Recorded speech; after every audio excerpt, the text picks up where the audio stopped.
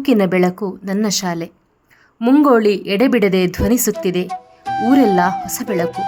ಈ ಬೆಳಗು ಎಂದಿನ ಬೆಳಗಲ್ಲ, ಶತಮಾನದ ದಾರಿಯ ಬೆಳಕು.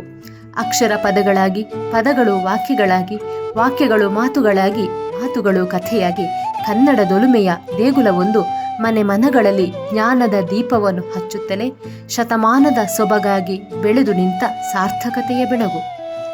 ಪಶ್ಚಿಮ ಘಟ್ಟದ ಬುಡದಲ್ಲಿ ಸದ್ದಿಲ್ಲದೆ ಬೆಳಗಿದ ಹಸಿರಿನ ಬೆಳಕು ಸ್ವಾವಲಂಬಿಯಾಗಿ ಬದುಕನ್ನು ಕಟ್ಟಿಕೊಂಡ ಸಾವಿರಾರು ಸಾಧಕರನ್ನು ನಾಡಿಗೆ ಅರ್ಪಿಸಿ ನೆಲದ ಕಥೆಗಳಿಗೆ ಸಾಕ್ಷಿಯಾಗುತ್ತಲೇ 100 ವರ್ಷಗಳ ಸಾರ್ಥಕ ಬಾಳುವೆಗೆ ತೆರೆದುಕೊಂಡ ಗೋಳಿತಟ್ಟು ಸರಕಾರಿ ಉನ್ನತೀಕರಿಸಿದ ಹಿರಿಯ ಪ್ರಾಥಮಿಕ ಶಾಲೆ ಎನ್ನುವ ಅನುಭೂತಿಯೊಂದು ಊರಿನಲ್ಲಿ ಸೃಷ್ಟಿಸಿದ ಸಂಚಲನ ಪದಗಳಿಗೆ ನಿಲುಕದ್ದು.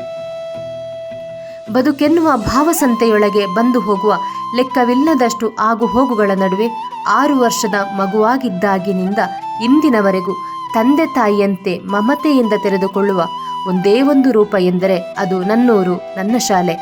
ಗುರುಗಳ ಕಾಳಜಿ, ಆರೈಕೆ, ಪ್ರೋತ್ಸಾಹದ ದನಿಯ ತುಂಬೆಲ್ಲ ಹರಡಿಕೊಂಡ ಅಕ್ಷರಗಳನ್ನು ಎದೆಗಿಳಿಸಿಕೊಂಡು ನಲ್ನುಡಿಯ ಸವಿಗೆ ಜೊತೆಯಾದ ಸಹಪಾಠಿಗಳೆಲ್ಲರೂ ಒಮ್ಮೆಲೆ ಕಣ್ಣೆದುರಿಗೆ ಬಂದಂತೆ ಶಾಲೆಯ ಆವರಣ ನೆನಪುಗಳೊಂದಿಗೆ ತುಂಬಿಕೊಂಡಿದೆ.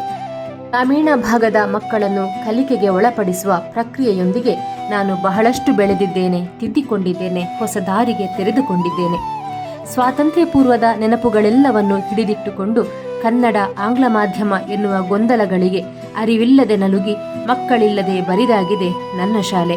ಈ ಕೊರತೆಗಳನ್ನು ನೀಗಿಸಲು ಶಾಲೆಯ ಶತಮಾನದ ಈ ಸುಸಂದರ್ಭಕ್ಕೆ ಆಂಗ್ಲ ಮಾಧ್ಯಮ ತರಗತಿಗಳು ಆರಂಭಗೊಂಡಿವೆ. ಸುಂದರವಾದ ಹೊಸ ಕಟ್ಟಡ ತಲೆ ಎತ್ತಿ ಅಸ್ತಿತ್ವವನ್ನು ಗಟ್ಟಿಗೊಳಿಸಿದೆ. ಬದಲಾವಣೆ ಎಂಬ ಆಧುನಿಕ ನೆಪದೊಂದಿಗೆ ಶಾಲೆಯ ಗೋಡೆಗಳು ಮತ್ತೆ ಮಣ್ಣಿನೊಂದಿಗೆ ಬೆರೆಯುವ ಸಮಯ. 100 ವರ್ಷಗಳ ಈ ನೆಲದ ನೋವು ನಲಿವು, ಮಕ್ಕಳ ತುಂಟಾಟ, ಮುಗ್ಧತೆಗಳೆಲ್ಲವನ್ನು ಸಹಿಸಿಕೊಂಡು ಆಪ್ತತೆಯಿಂದ ಎದೆಗಿಳಿಸಿಕೊಂಡ ತಾಯಿ ತನ್ನ ಮೂಲ ಸ್ವರೂಪವನ್ನು ಕಳೆದುಕೊಳ್ಳುತ್ತಿದ್ದಾಳೆ. ಇನ್ನೊಂದು ಕಡೆ ಹೊಸ ರೂಪದ ಹುಟ್ಟಿಗಾಗಿ. ಆದರೂ ಅವಳ ಅಪ್ಪುಗೆಯಲ್ಲಿದ್ದ ಹಿತ, ಪ್ರೀತಿಯ ಸ್ಪರ್ಶ ಮತ್ತೆ ಮತ್ತೆ ನೆಪವಿಲ್ಲದೆ ಕಾಡುತ್ತಿದೆ. ಶತಮಾನದ ಭಾವಬುತ್ತಿಯೊಳಗೆ ಎಲ್ಲವನ್ನು ಸಹಿಸಿಕೊಂಡ, ಎಲ್ಲರನ್ನೂ ಬೆಳೆಸಿದ ಸಂತೃಪ್ತ ನಿಟ್ಟುಸಿರಿನೊಂದಿಗೆ ಅನಂತದೊಳಗೆ ಒಂದಾಗುತ್ತಿದ್ದಾಳೆ.